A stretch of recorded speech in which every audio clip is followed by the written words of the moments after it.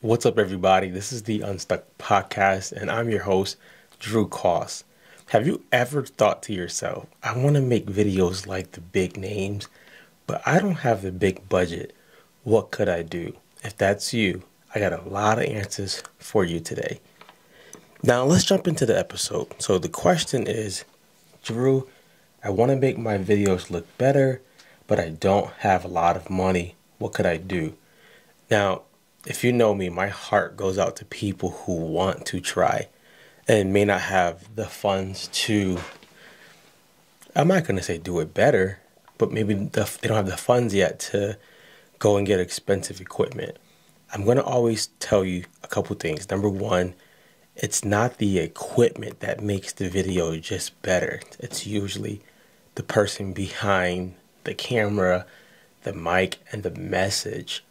You could always upgrade as you go, but the main thing you want to think about is what are you actually talking about? So let's unpack these things so that you have some solutions. Then I'll also give some video gadgets and things that you can actually get, and I'll link them in the description.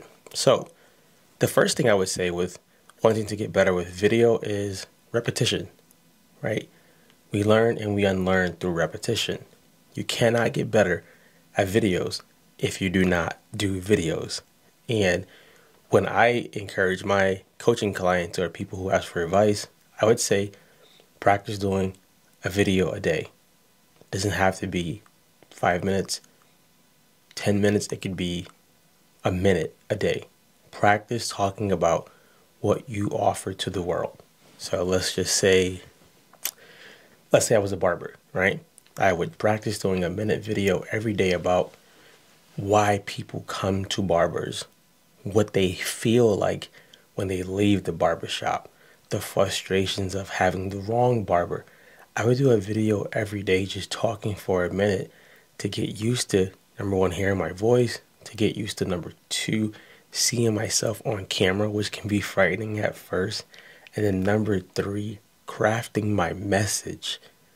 I want to know, I want to hear myself, I want to see myself, and I want to craft my message. The reason why I say you want to craft your message on video, because sometimes people are not even looking at the video. They just have the video on and they're hearing you. They're just hearing what you're saying. And if that message isn't clear, it doesn't matter how many theatrical